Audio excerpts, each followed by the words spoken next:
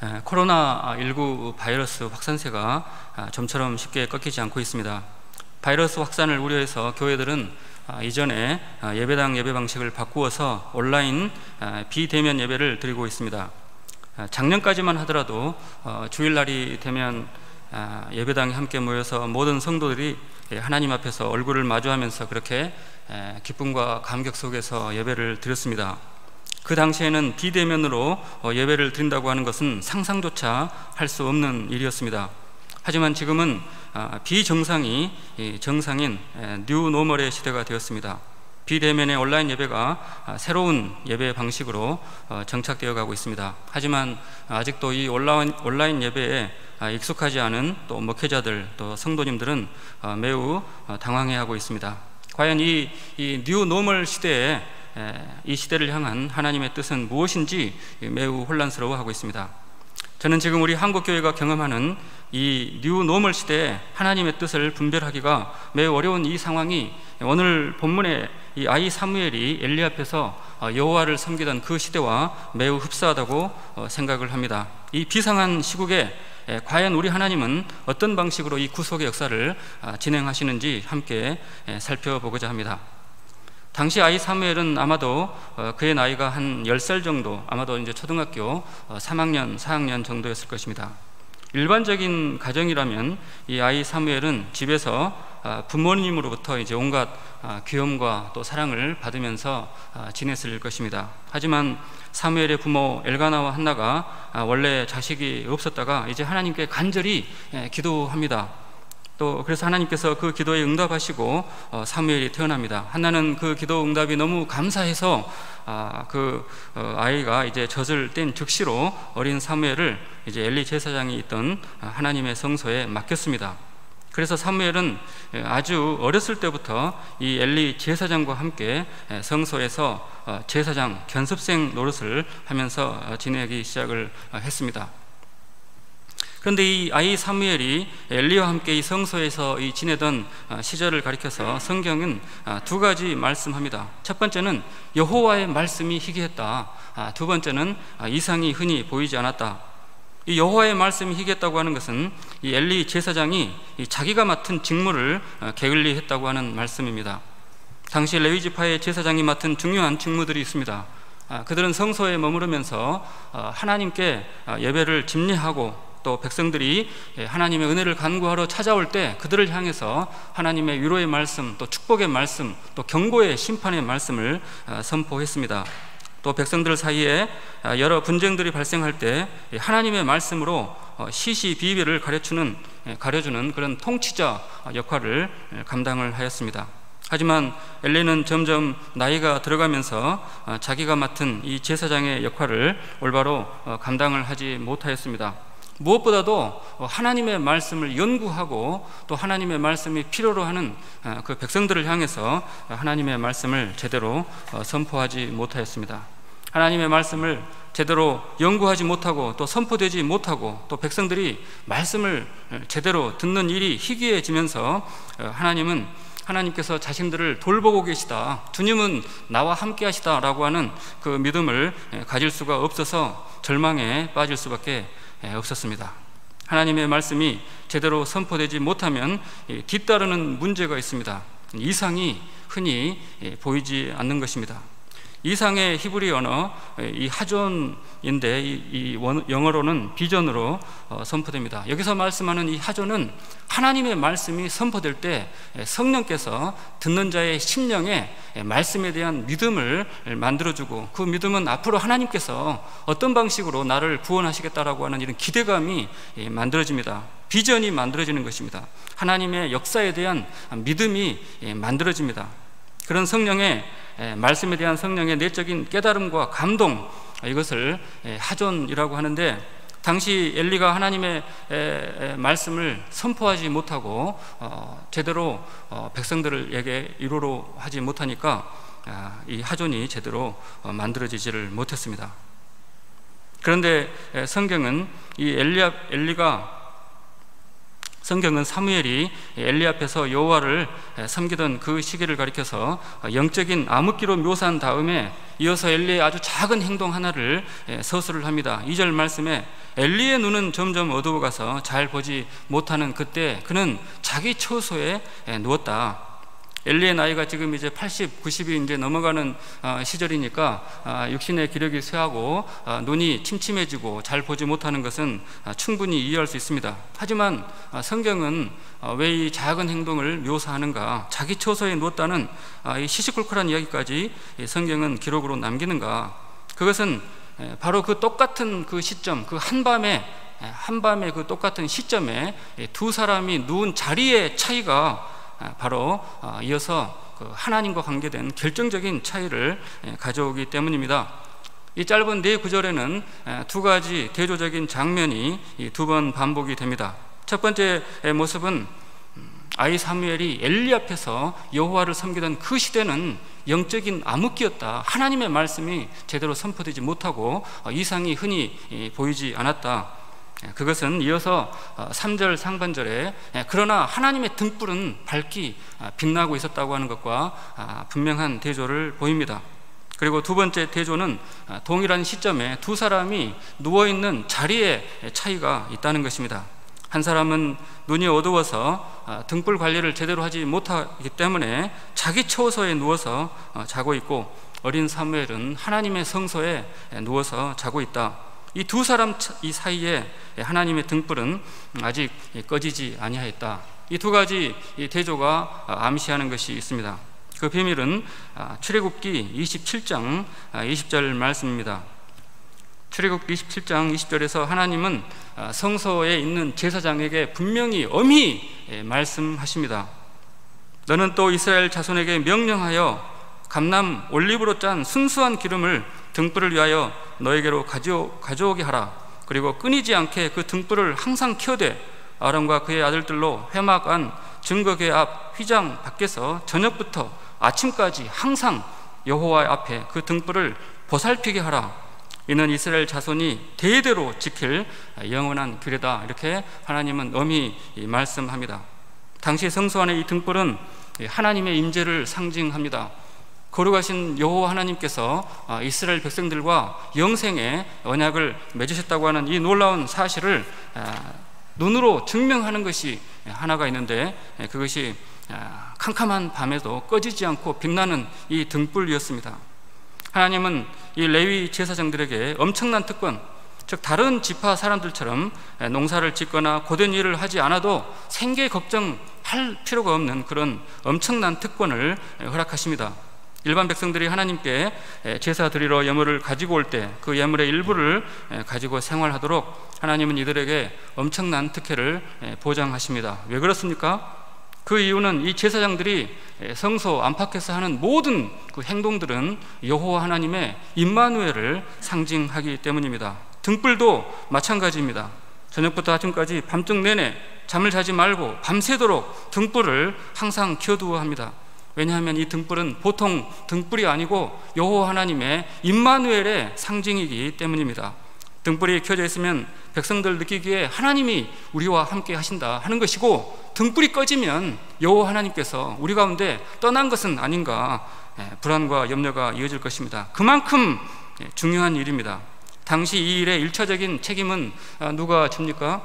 엘리 제사장이 책임져야 합니다. 하지만 엘리 제사장은 눈이 점점 어두워가기 때문에 그 일을 제대로 감당할 수 없기 때문에 그는 자기 처소에 누워서 이 시간에 잠을 자고 있습니다.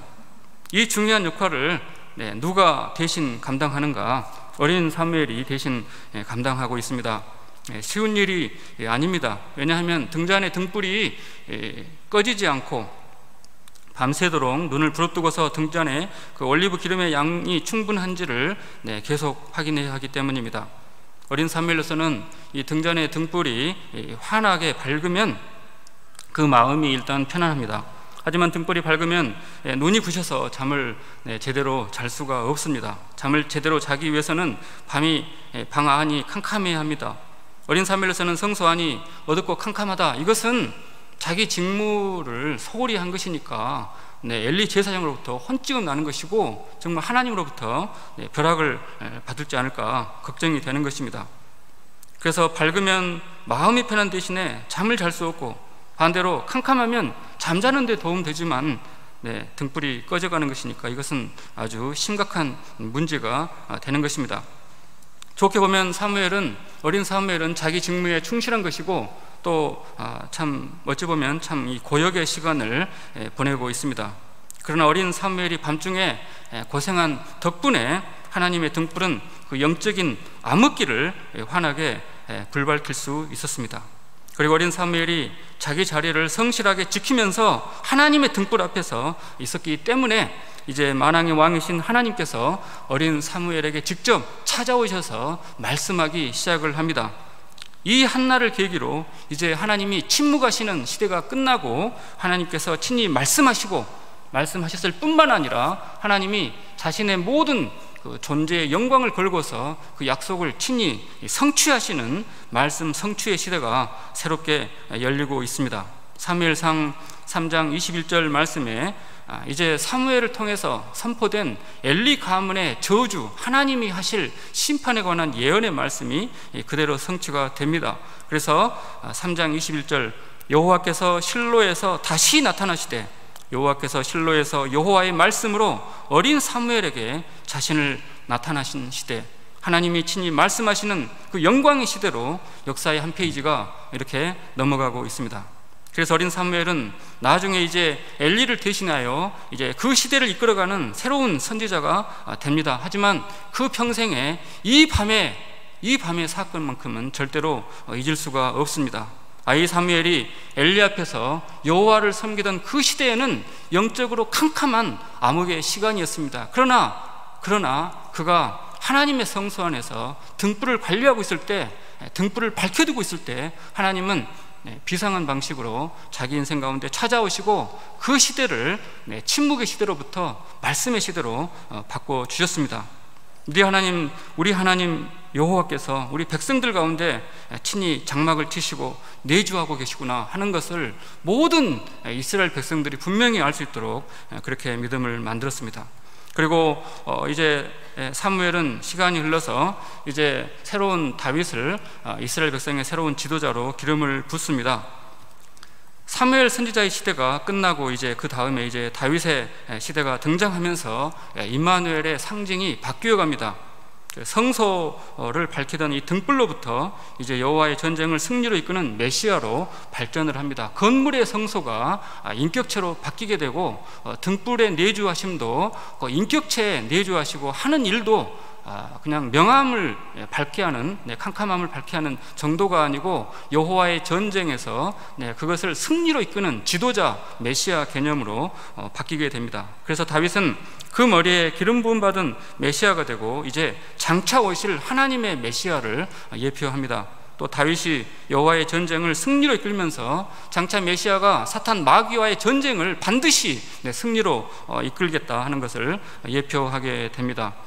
다윗이 이제 사울의 칼을 피하여 도망을 다니면서 또 나중에 이 블레셋과의 전쟁을 이제 승리로 이끌게 되는데, 주변에 그 다윗의 부하들, 신하들, 장수들이 다윗과 함께 다니면서 분명하게 깨닫는 것이 있습니다.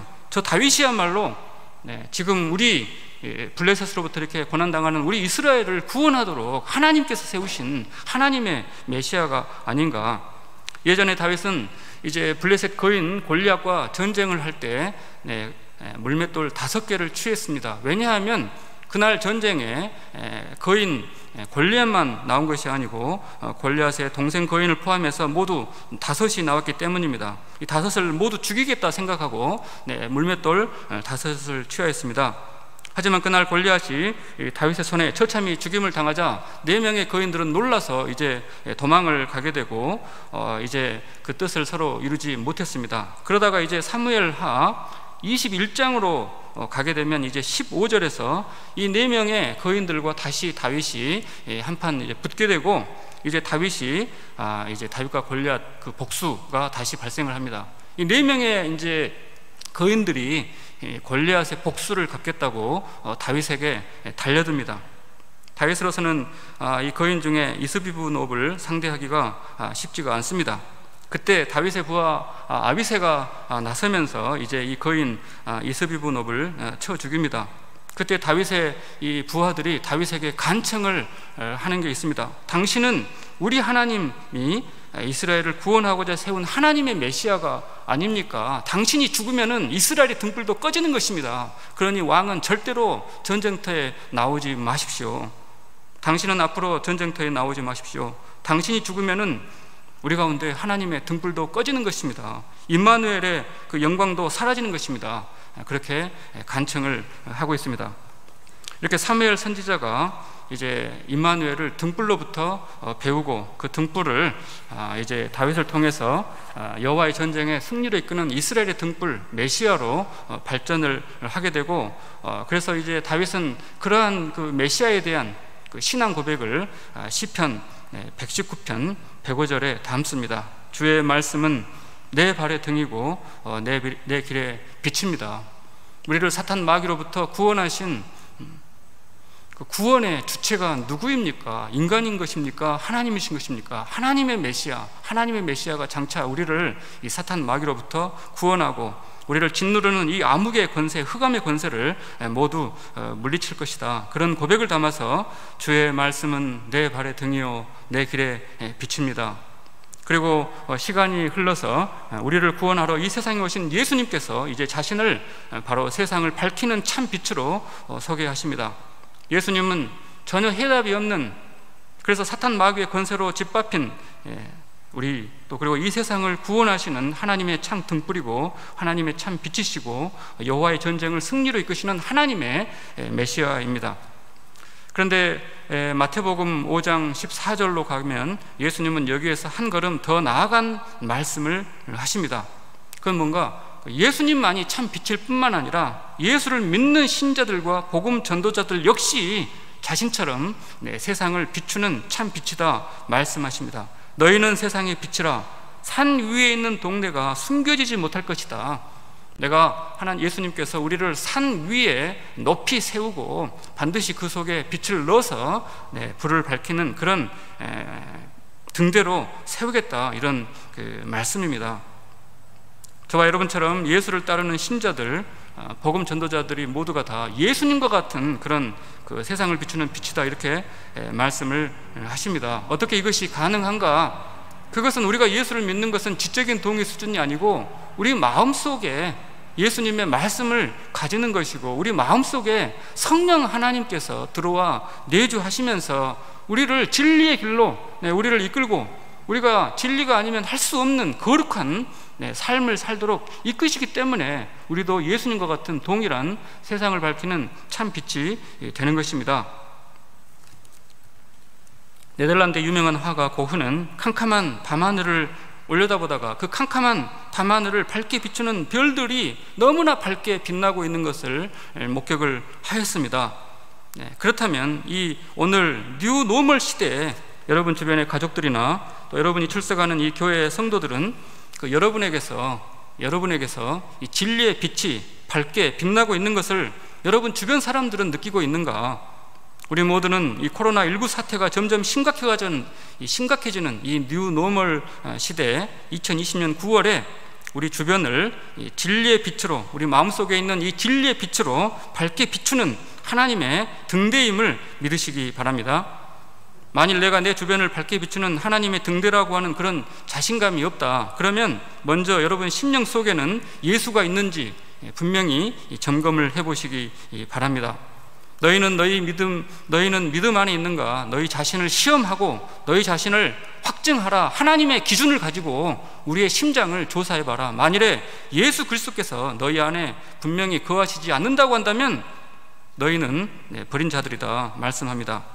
내 마음속에 여전히 세속적인 근심과 또 염려, 유혹과 불안, 걱정과 불신, 이런 것들이 마치 독사처럼 그렇게 우리 마음속에 도사리고 있는 것은 아닌가 점검을 해보시기 바랍니다. 그리고 부족함이 발견된다면 즉시로 주님 앞에 나와서 주여 나를 불쌍히 여기소서.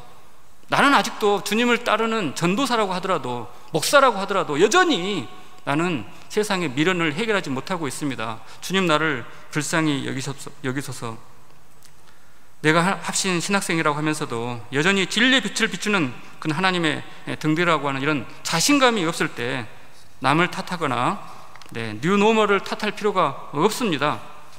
왜냐하면은 아이 사무엘이 엘리 앞에서 여호와를 섬기던 그 시대, 하나님의 말씀이 희귀하고 이상이 흔히 보이지 않던 그 비참한 시대, 그 시대라고 하더라도 어린 사무엘이 여호와의 성소 안에서 등불을, 그 작은 등불을 잘 관리하는 그 자기 직무에 충실하고 있을 때 하나님은 여전히 그 시대, 그 등불을 통해서, 그 사무엘을 통해서 그 캄캄한 시대 자기 백성들과 함께 동행하셨습니다.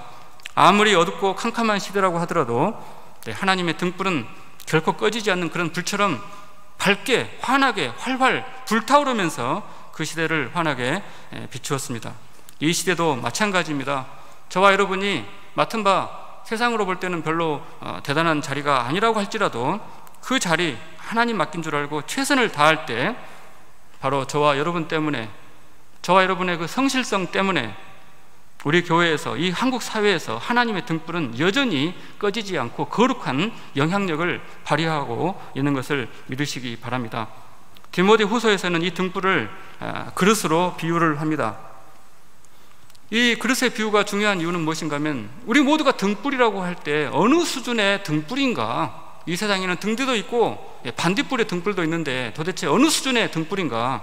디모데 후서 2장 20절 말씀, 큰 집에는 금그릇과 은그릇뿐 아니라 나무그릇, 질그릇도 있어서 귀하게 쓰는 것도 있고 천하게 쓰는 것도 있나니 그러므로 누구든지 이런 것에서 자기를 깨끗하게 한다면, 자기를 거룩하게 변화시키고 예수님의 성품을 그 안에 형성한다면 하나님께서 귀히 쓰는 그릇이 되어서 거룩하고 주인의 쓰심에 합당하며 또 모든 선한 일을 하기에 충분한 준비가 될 것이다 말씀합니다. 사도 바울은 하나님 나라의 그 등불의 빛들의 일꾼들을 그릇으로 비유합니다. 저는 하나님 나라의 구원 열차에 그 3등급 신자, 2등급 신자, 1등급 신자로 비유하고 싶습니다. 3등급 신자들은 이제 예수를 믿는다고 하면서도 그 마음 중심에는 알미니안 사상을 따르는 그 인본주의자들입니다. 겉으로는 하나님을 믿고 예수 그리스도를 구세주로 믿는다. 하지만 그 마음속에는 여전히 세속적인 욕망과 명예심을 정리하지 못했습니다. 우리 생각에 하나님께서 이들을 심판하시고 이 하나님 나라 교회에서 쫓아내셔야 되는데 왜 남기는가? 왜냐하면 75억 인구 중에서 그래도 하나님 이름을 간판으로 내걸고 있는 사람들이 적은데 이들은 겉으로라도 그렇게 하나님을 믿는다, 예수를 믿는다, 그리고 주일날 또 이렇게 예배 드리겠다, 또 온라인에서 마우스를 클릭하면서 또 말씀을 듣겠다 하기 때문입니다. 밝은 등대 불빛도 불빛이지만은 반딧불도 하나님은 쓰시겠다는 것입니다. 그러나 하나님은 이들을 결코 귀하게 사용하지 않습니다. 왜냐하면 이들은 하나님의 절대 주권을 의지하지 않고 하나님이 불꽃 같은 눈으로 지금도 살아 역사하시면서 우리 심장을 조사하시고 우리 심장을 통해서, 양심을 통해서 진리를 드러내기를 기뻐하신다고 하는 그 하나님의 무서운 섭리를 망각하기 때문입니다. 2등급 신자들과 목회자들은 성경 말씀, 개혁주의 사상을 일종의 종교적인 그 명분으로 생각을 합니다. 자신이 다른 사람들보다 더 똑똑하고 더 거룩하고 올바르고 다른 목회자들이 틀렸다고 하는 것을 과시하고 증명하는 그런 수단으로 하나님의 진리를 오해합니다. 이들도 어느 정도 진리를 설명하고 또 밝은 빛의 영향력을 발휘하려는지 모릅니다. 그러나 분명한 것은 그 말씀의 빛이 먼저 자기 심장을 겨누지 않는다면 그는 1등급이 아닙니다. 스스로가 죄인 중에 괴수인 것을 인정하면서 매일매일 자기 죄를 회개하고 오직 그리스도의 십자가 은총만을 의지하면서 거룩한 성품만이 나를 살리고 하나님께 영광이 된다고 하는 그 본래 목적을 망각을 한다면 그는 분명 1등급이 아닙니다. 하나님 나라에서는 그 다양한 수준의 신자들과 목회자들이 각자 그 자신의 그 수준에서 하나님 나라의 한쪽을 차지하고 있습니다. 주께서 각자의 수준에 맞게 어떤 이는 천하게 또 어떤 이는 또 귀하게 사용하실 뿐입니다. 만일 여러분이 정말 하나님 집에서 귀하게 쓰임받는 1등급의 그런 금그릇 같은 강력한 거룩한 영향력을 발휘하는 등대가 되기를 원한다면 주님의 은혜를 구하시기 바랍니다. 지금은 내 존재가 미약하고 무능하지만 최소한 5년 후 2025년 아니 최년 10년 후 2030년에는 내가 맡은 이 부서, 내가 맡은 이 교회 하나만큼은 내가 책임지고 제대로 된 하나님의 말씀을 전하겠다, 그렇게 결심하시기 바랍니다. 여러분을 합신으로 인도하신 그 하나님께서 여러분을 통해서 5년 후 10년 후 여러분이 맡은 그 부서에 강력한 진리의 말씀을 비추기를 원하신다, 그런 하나님의 뜻을 살펴보시기 바랍니다. 여러분 마음에 만일에 그런 기대감이 있다면 지금 당장은 대단한 설교자가 못 된다 하더라도 하나님, 내가 5년 후 10년 후에 정말 진리의 빛을 발하는 거룩한 설교자가 되기 위해서 주님, 지금 내가 무엇을 준비해야 됩니까? 하나님께 질문하시기 바랍니다. 그렇게 간절히 질문한다면 주님은 분명 말씀하십니다. 오늘 작은 일에 충성된 자가 나중에 큰 일에도 충성할 수 있다. 그러므로 여러분은 5년 후 10년 후가 아니고 지금 당장 여러분이 여러분이 책임진 가족들, 여러분이 맡은 부서, 이것을 정말 하나님의 직분으로 귀하게 생각을 하시기 바랍니다. 하나님께서 어린 사무엘에게 그 이가봇의 시대를 맡기신 것처럼 하나님, 나에게 이 부서를 맡기셨다.